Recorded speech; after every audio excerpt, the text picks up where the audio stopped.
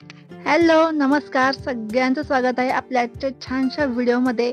तर खूप दिवस झालं, बरेच दिवस झालं एका ताईंची कमेंट येते, देवश्री छत्री म्हणून ताई आहेत. त्यांची इच्छा आहे की एकदा संपूर्ण केकची रेसिपी शेअर करा. म्हणजे केक बेक करण्यापासून ते पूर्ण त्याची डिझाइन वगैरे हे सगळं शेअर करा. तर ऑर्डर आलेली आहे आणि म्हणलं चला आज तुमच्यासोबत शेअर करूया. सुट्टी देखील आहे, आज रविवार आहे. तर आज पूर्ण केकची प्रोसेस तुम्हाला मी दाखवणार आहे. बेक करण्यापासून ते पूर्ण केक तयार करेपर्यंत डिझाईन. तर चॉकलेट फ्लेवरचा केक करणार आहे. सगळ्यांनी व्हिडिओ शेवटपर्यंत नक्की पहा आणि कसा झाला हे पण कमेंट करून सांगा आणि व्हिडिओला एक लाईक नक्की करा.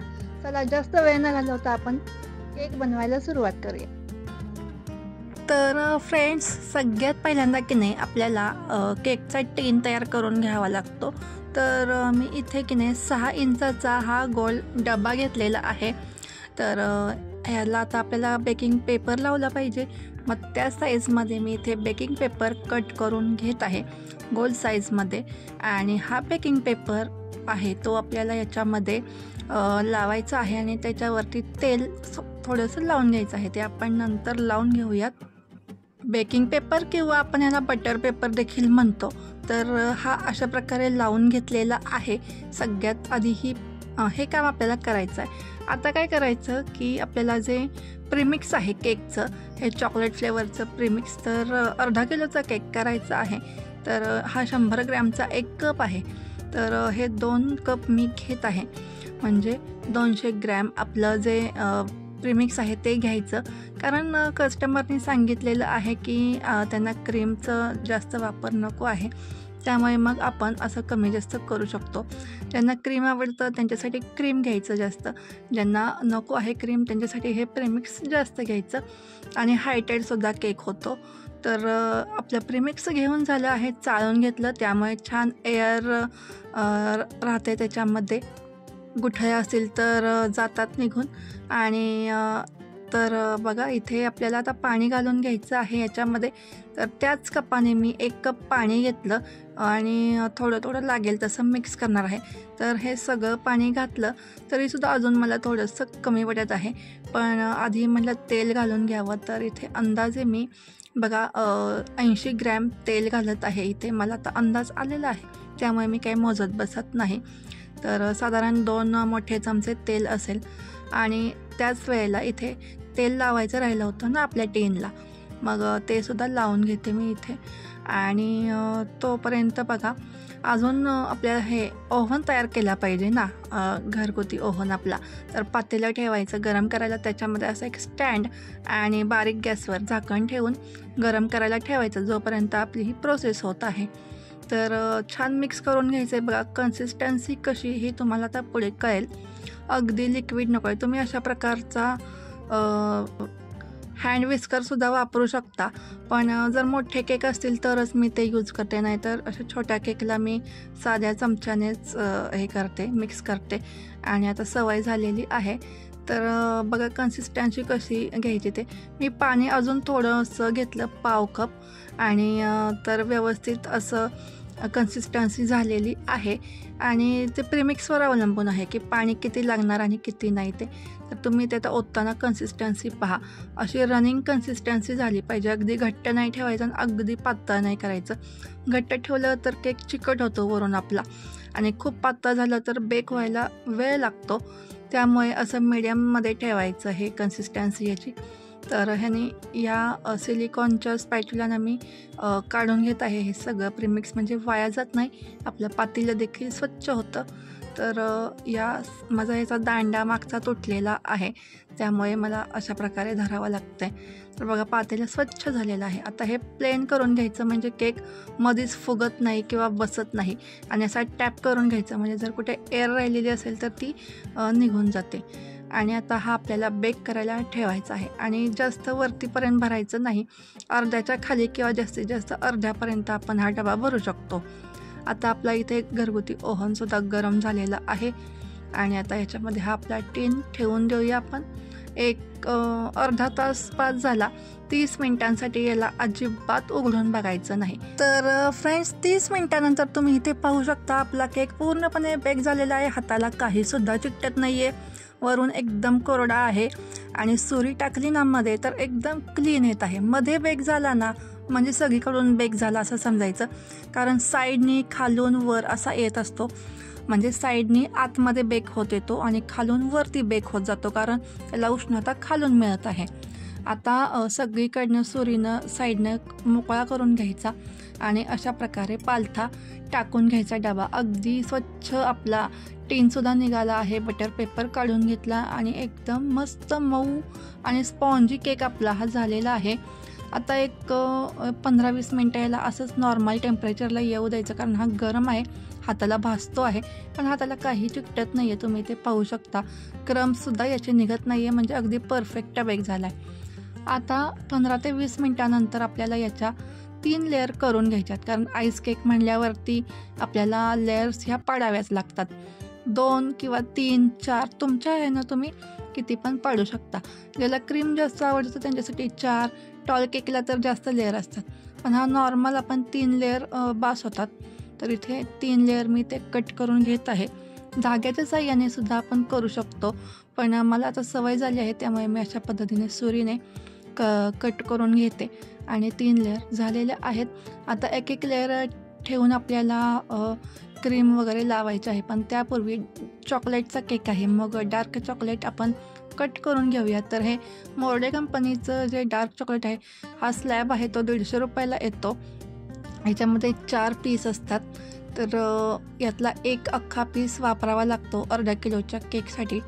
तर तो मी ते कट करून घेतला पूर्ण आणि तो नंतर आपल्याला गरम करून घ्यायचा आहे. चॉकलेट ते मेल्ट करून घ्यायचं आहे. नंतर आधी थोडंसं मध्ये वापरायचं आहे, म्हणून मी ते नंतर करणार आहे. तर आता पहिल्या लेअरला आपल्याला क्रीम लावून घ्यायचं आहे आणि अजिबात हा जो आपला स्पॅच्युला आहे तो उचलायचा नाही. एकदम असं तुम्ही ते व्हिडिओमध्ये पाहताय ना त्या पद्धतीने आपल्याला सरकवत क्रीम इकडे तिकडे सगळीकडे पसरायची आहे आणि साईडला सुद्धा व्यवस्थित असं लावून घ्यायचे आहे. आता डार्क चॉकलेट टाकायचं आहे आपल्याला याच्यावरती. ज्या कोणत्या फ्लेवरचा केक असेल त्याचा क्रश वगैरे आपण मध्ये टाकत असतो. आता मधली लेअर ठेवून घेऊया आणि त्यालासुद्धा शुगर सिरपनं म्हणजे साखरेचं पाणी असतं तर त्यांना सोक करून घेऊया. पहिल्या लेअरला सुद्धा घेतलेलं होतं, सांगायचं राहिलं, पण व्हिडिओमध्ये तुम्ही पाहिलंच असेल. आणि हे जे क्रीम आहे ते असं सरकवत का लावायचं, नाहीतर काय होतं या केकचे जे क्रम्स असतात ना तर ते मध्ये मध्ये येतात आणि संपूर्ण क्रीममध्ये मिक्स होतात. त्यामुळे मग केक अजिबात छान दिसत नाही आणि मग ते खायलासुद्धा छान वाटत नाही त्याचा चुरा मध्ये मध्ये आला तर. त्यामुळे जेव्हा आपण क्रीम लावतो लेअरला तेव्हा असं सरकवत लावायचं असतं. स्पॅच्युला अजिबात उचलायचा नसतो आणि हे सगळं प्रॅक्टिसनेच येत असतं. आता जवळजवळ 5 वर्ष झालं मी केक करत आहे, त्यामुळे मला सवय झालेली आहे. आणि प्रीमिक्सपासूनच केक केले जातात, मैद्यापासूनसुद्धा करायला येतो आणि यापूर्वी मी शेअर पण केलेलं होतं. तर आणि हे जे केक असतात ते एगलेस असतात. काही जणांना शंका असते की हे जे केक असतात त्यात अंड्या वगैरे यूज होतं का, व्हेज आहेत का, तर हे केक पूर्णपणे व्हेज आहेत. याच्यामध्ये कसल्याही प्रकारच्या अंड्याचा वापर केलेला नाही. तुम्ही प्रत्यक्ष डोळ्याने पाहिलेलंच आहे आपण ज्यावेळेला बॅटर मिक्स केलं पहिल्यांदा त्यावेळेला. तर पूर्ण व्हेज आहेत हे केक. आणि आता आपली पहिली लेअर आपण तिसरी लेअर ठेवून घेतलेली आहे आणि यालासुद्धा व्यवस्थित असं क्रीम लावून घेतलं आहे आणि क्रीमचा वापर कमी करायला सांगितलेला आहे. त्यामुळे जास्त फिनिशिंग मी याला करणार नाही आणि वरून आपल्याला चॉकलेट देखील ओतायचं आहे, म्हणजे ड्रिपिंग करायचं आहे चॉकलेटचं. त्यामुळे आधी बघा इथे जेवढं गरज आहे तेवढंच क्रीम मी इथे वापरलं. अगदी सगळं हे म्हणजे बंद करत बसले नाही, झाकत बसले नाही जो स्पॉन्ज आहे तो. तर गरजेपुरतं क्रीम मी इथे लावलेलं आहे, कारण जसं कस्टमर सांगतं तसे केक आपण बनवायचा प्रयत्न करतो. आणि माझ्याकडे कार्टून फेस वगैरे सगळे केक मी बेक करते, डिझाईन करते आणि लेयर्समध्ये वगैरे सुद्धा करते. आता हे जे राहिलेलं चॉकलेट होतं तर त्याच्यामध्ये थोडंसं मी गरम पाणी ॲड केलेलं आहे आणि हे व्यवस्थित असं मिक्स करून घ्यायचं. गरम पाणी थोडंसं ॲड करायचं, त्यामुळे आपलं चॉकलेट छान मेल्ट होतं आणि त्याचं ड्रिपिंग देखील छान होतं. हे चॉकलेट पूर्णपणे मेल्ट झालेलं आहे आणि आता हे पायपिंग बॅगमध्ये भरून घ्यायचं अशा प्रकारे ग्लासमध्ये. आणि आपला केक तोपर्यंत मी फ्रीजमध्ये ठेवलेला होता सेट होण्यासाठी. तर आता अशा प्रकारे बघा तुम्ही किती छान ड्रिपिंग येतं आहे आपलं, अजिबात अडकत नाही आहे किंवा काय नाही. छान आपलं चॉकलेट गनाश तयार झालेलं आहे, याला चॉकलेट गनाश बोलतात. आणि छान ड्रिपिंग होत आहे, अगदी मस्त आणि लवकर सेट पण होतो आपला केक. राहिलेलं हे जे गनाश आहेत ते मी अशा प्रकारे मध्ये लावून घेत आहे व्यवस्थित. चॉकलेट फ्लेवरचा केक आहे त्यामुळे आपण अशा प्रकारे चॉकलेट दिलंच पाहिजे आणि ते छान पण दिसतं. तर जे राहिलेले साईडचे गॅप आहेत तर ते सुद्धा राहिलेल्या गनाशने मी इथे भरून घेते आणि ते मग छान थोडा वेळ फ्रीजमध्ये ठेवणार आहे 5 मिनटासाठी केक. आणि मग याच्यावरती पुन्हा क्रीमने थोडंसं डेकोरेशन करणार आहे, कारण अगदीच मोकळा केक नाही छान वाटत. तर इथे बघा हे नोझल घेतलं आहे स्टारचं, N1 नोझल म्हणतात. तर अर्धी फुलं मी अशी काढली आहे, पूर्ण नाही, थोडंसं वेगळं काहीतरी म्हणून अशी हाफ डिझाईन केलेली आहे मी इथे. पूर्ण फ्लॉवर गोल नाही केलेला, थोडंसं वेगळं काहीतरी. आणि छान झालं ते. खालीसुद्धा खूप छोटी बॉर्डर काढलेली आहे मी, जास्त जवळ नाही काढलेली, लांब अशी फ्लॉवर्स काढलेले आहेत. आणि आपला इथे केक तयार होत आहे. आता ज्या मुलाचं नाव टाकायचं आहे तर त्याचं स्वानंद असं नाव सांगितलं, त्यामुळे मी ते क्रीमनेच नाव टाकून घेत आहे. तर आपण जे जेल असतं, पायपिंग जेल असतं, तर त्यानंसुद्धा नाव लिहू शकतो त्याच्यामध्ये कलर मिक्स करून. पण कलर वगैरे काही नको होता त्यांना, त्यामुळे मग मी म्हटलं आपण सरळ साध्या या क्रीमनेच नाव राईट करूया. आणि आलंसुद्धा छान लिहायला जमलं. आणि इथे तुम्ही पाहू शकता थोडेसे शुगर बॉल इथे डिझाईनसाठी मी डेकोरेशनसाठी इथे टाकले आणि चेरीजसुद्धा लावून दिल्या. आणि आपला केक एकदम छान असा बेक झालेला आहे. हॅपी बर्थडेचा टॅग त्याच्यावरती लावला आणि आपला इथे अर्धा किलोचा चॉकलेटचा केक तयार झालेला आहे. एकदम टॉल केक झालेला आहे आणि टेस्ट आता छानच आहे, त्याचा काही प्रश्नच नाही. आणि डिझाईन कशी झाली हे तुम्ही सांगायचे आहे. तर भेटूयात पुढच्या व्हिडिओमध्ये, तोपर्यंत बाय.